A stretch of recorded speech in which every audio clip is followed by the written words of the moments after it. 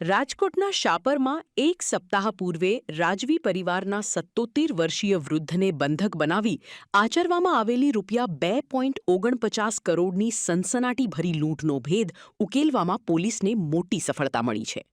Police માટે પડકારજનક બનેલા આ ગુનામાં રાજકોટ રૂરલ પોલીસે આંતરરાજ્ય ગેંગના 3 આરોપીઓની ધરપકડ કરી લીધી છે. ઘટનાની ગંભીરતાને જોતા રેન્જ આઈજી નિર્લિપ્ત રાય અને એસપી વિજયસિંહ ગુર્જરના માર્ગદર્શન હેઠળ રૂરલ એલસીબી, એસઓજી અને ક્રાઇમ બ્રાન્ચ સહિતની 15થી વધુ ટીમો તપાસમાં જોડાઈ હતી. પોલીસે ટેકનિકલ સર્વેલન્સ, ઇન્ટરનેટ કોલિંગ અને સીસીટીવી ફૂટેજના આધારે કડીઓ મેળવીને છેક મધ્યપ્રદેશ અને દાહોદ સુધી તપાસ લંબાવી હતી. જેમાં પીઆઈ એબી જાડેજાની ટીમે સફળતાપૂર્વક 3 લૂંટારુઓ બંસી સિંગાડ રહે એમપી, દિનેશ પરમાર અને ચેતન અમલિયાર બંને રહે દાહોદની ધરપકડ કરી લીધી છે. તેમની પાસેથી પોલીસે 41.84 લાખની રોકડ, સોનાના ઘરેણાં અને લૂંટાયેલી રાઇફલ પણ જપ્ત કરી છે.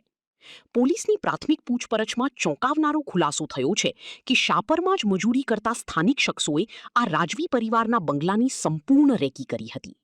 તેમણે જ એમપીની ગેંગને પાકે પાયે ટીપ આપીને આ લૂંટને અંજામ અપાવ્યો હતો. આ ગુનામાં કુલ 8 આરોપીઓની સંડોવણી સામે આવી છે, જેમાંથી 3 ઝડપાઈ ગયા છે અને ટીપ આપનાર માસ્ટરમાઇન્ડ સહિત બાકીના 5 આરોપીઓને પકડવા પોલીસે ચક્રો ગતિમાન કર્યા છે. જે ગઈ 19 અને 20 તારીખે જે રાજકોટ ગ્રામ્ય પોલીસના શાપર વેરાવલ પોલીસ સ્ટેશન છે, એમ જ જે છે એ પોલીસ સ્ટેશન વિસ્તારમાં એક ખૂબ જ મોટો ધાડનો બનાવ બનેલો હતો.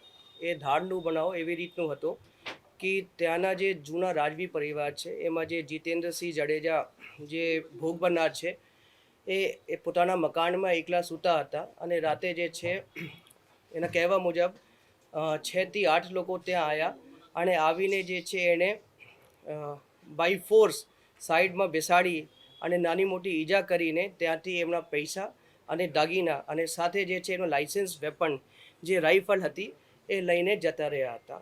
હવે જે બનાવ છે એ ખૂબ જ સિરિયસ બનાવ હતો અને બનાવ જે છે એ તાત્કાલિક જે છે એ રાતનું બનાવ હતો. પોલીસે જે છે ઇમિડિયેટલી શાપર વેરાવલ પોલીસે રિસ્પોન્ડ કર્યું હતું. ત્યાં જઈને જે છે જે રીતે કોઈ પણ સીન ઓફ ક્રાઇમ છે એને સિક્યોર કરવામાં આવે છે, તો એ સીન ઓફ ક્રાઇમ જે છે પ્રોપર સિક્યોર કરવામાં આવેલ હતો. ત્યારબાદ જે સીન ઓફ ક્રાઇમની વિઝિટ જે છે એ એસપી રાજકોટ ગ્રામ્ય શ્રી વિજયસિંહ ગુર્જરે કરી હતી અને ત્યાં જે છે એમની અધ્યક્ષતામાં એફએસએલને બોલાવેલું હતું અને સાથે સાથે ફિંગરપ્રિન્ટ એક્સપર્ટ અને જે ડોગ સ્ક્વોડ છે આ ડોગને બોલાવવામાં આવેલ હતું. હવે ડોગ અને એફએસએલ અને જે ફિંગરપ્રિન્ટ એક્સપર્ટના આધારે સ્થળ ઉપરથી જે જરૂરી એવિડન્સ કલેક્ટ અને ગેધર કરવામાં આવેલ હતો. હવે જે આ બનાવની મારા દ્વારા પણ વિઝિટ કરવામાં આવેલ હતી અને ડીજીપી સરે પણ વારંવાર જે છે આ ગુના કઈ રીતે ઉકેલી શકાય અને તપાસમાં કઈ રીતે આગળ વધવું જોઈએ, આ ડીજી સરનું પણ અમને સતત માર્ગદર્શન મળતું હતું. ત્યારબાદ અલગ અલગ જે છે એસપી સાહેબ દ્વારા 20 ટીમો બનાવવામાં આવેલ હતી. આ ટીમોને જે છે અલગ અલગ ટાસ્ક જે છે સોંપવામાં આવેલ હતું. એક અમુક ટીમ જે છે આ લોકો જે આરોપી જે રસ્તાથી ગયા હતા એ રસ્તામાં જે છે તમામ જે સીસીટીવી કેમેરા છે એ ચકાસણી કરતા હતા. અમુક ટીમોના જે પોલીસવાળા છે એ લોકો જ્યારે આરોપી જે રસ્તાથી બનાવના સ્થળ ઉપર આવ્યા હતા એ તમામ સીસીટીવીની ચકાસણી કરતા હતા.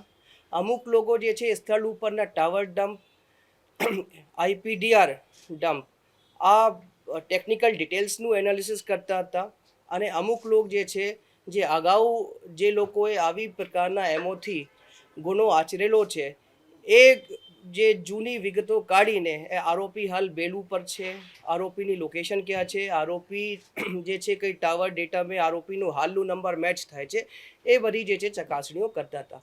એવી રીતે કુલ જે છે 20 ટીમો આ ડિટેક્શનમાં કાર્યરત હતી. પછી આ જે છે રાજકોટ ગ્રામ્ય પોલીસ માટે ખૂબ જ મોટો પડકાર હતો, કેમ કે ઇનિશિયલી જે છે જે સીસીટીવી ફૂટેજ અમને મળેલા હતા એ ખૂબ જ બ્લર હતા અને જે છે આરોપીઓ જે છે જે સ્થળ ઉપર આવ્યા હતા એ બોલેરોમાં બેસીને આવ્યા હતા. પછી આ બોલેરોવાળા પરત જતા રહ્યા હતા અને જ્યારે આરોપી જે છે સ્થળ ઉપરથી જે ગુના કર્યા પછીનું જે આરોપીનું જે કન્ડક્ટ હતું એવી રીતે હતું કે આરોપીઓએ આજુબાજુના વિસ્તારથી 3 મોટરસાઇકલો ચોરી કરી એ મોટરસાઇકલ ઉપર બેસીને ત્યાંથી નાસી ગયેલા હતા. એ લેટર મોટરસાઇકલ જે છે આ રાજકોટ એરપોર્ટ વિસ્તારના આજુબાજુના વિસ્તારોથી રાજકોટ પોલીસે ડ્રોનથી ગોતી નાખ્યું અને એ જગ્યાના ટાવરે પછી લેવામાં આવેલા હતા. પછી કેસ જે ક્રેક થયું એ 2 વસ્તુથી ક્રેક થયું. નંબર 1 જે છે ટાવર ડબમાંથી એવા શંકાસ્પદ નંબરો મળ્યા અને બીજી રીતે જે સીસીટીવી ફૂટેજ ટીમ છે એને જે અપ્રોચના જે સીસીટીવી ફૂટેજ છે એ સીસીટીવી ફૂટેજમાંથી અમુક એવા શંકાસ્પદ લોકો મળ્યા જે પછી અમે લેટર આઈડેન્ટિફાઈ કરી શક્યા હતા. પછી આ અનુસંધાને જે છે આ અમુક આરોપીઓની લોકેશન જે છે દાહોદ બાજુ આવતી હતી, તો જે છે અમુક ટીમો જે છે ત્યાંથી રવાના થયેલી હતી.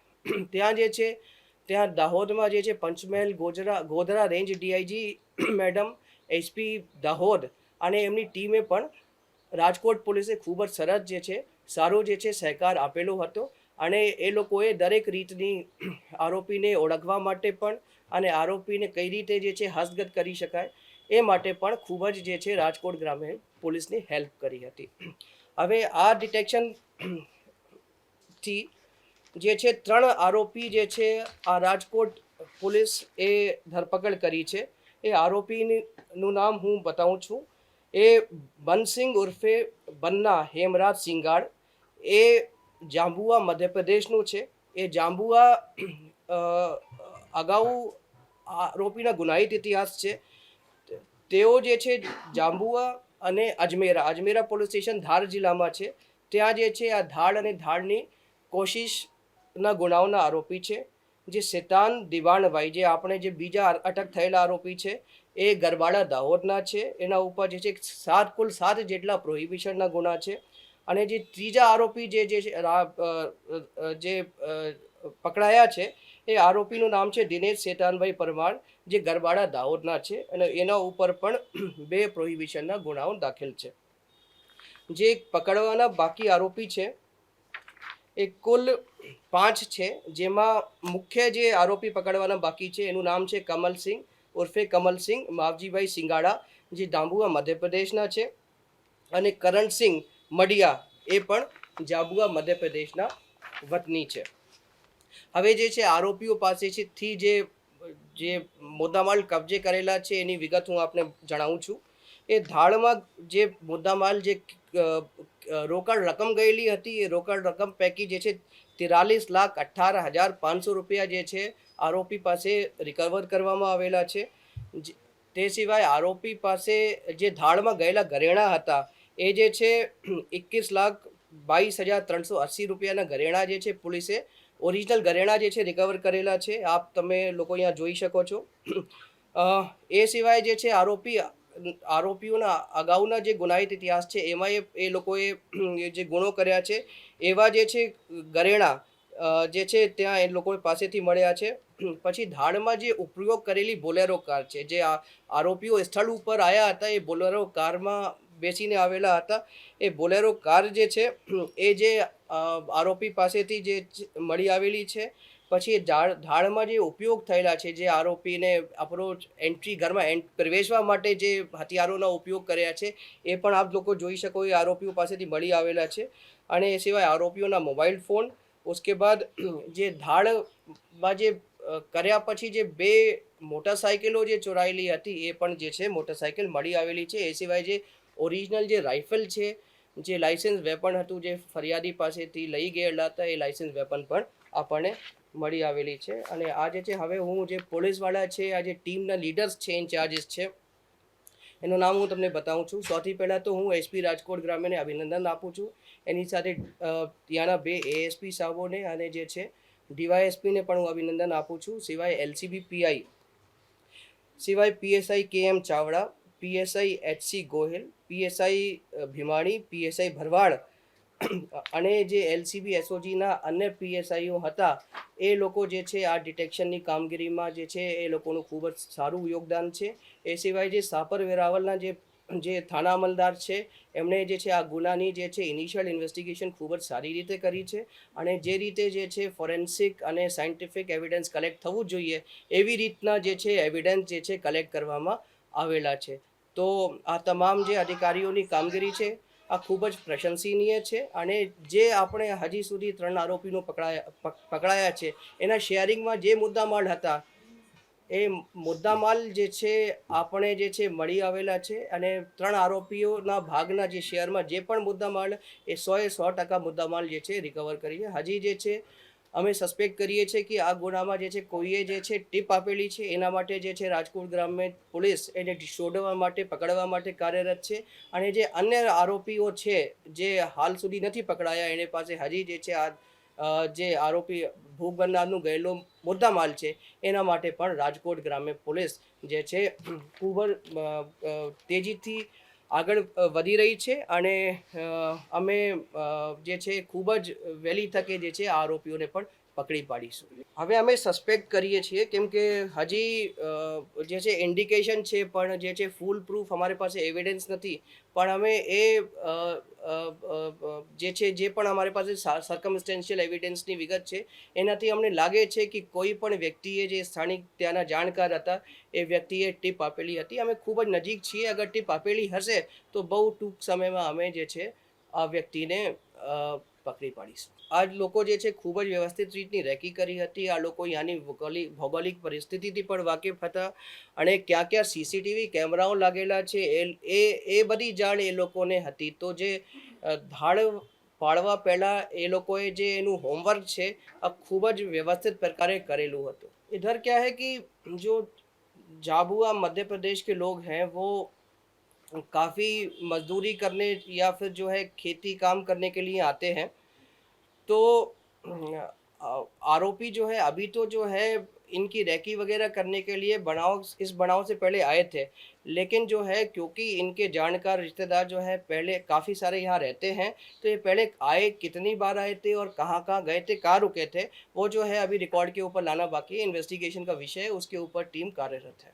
એમાં શું છે કે જ્યારે આ બનાવ બનેલો હતો ત્યારે જે છે જે વિક્ટિમ હતા, ભોગ બનનાર હતા, उसको जो है जितनी वस्तु उसको याद आई कि मेरे इस कबर्ड में ये हो सकता है और इतनी चीज़ गई है तो उसने उस तरीके से जो है फरियाद में लिखाया.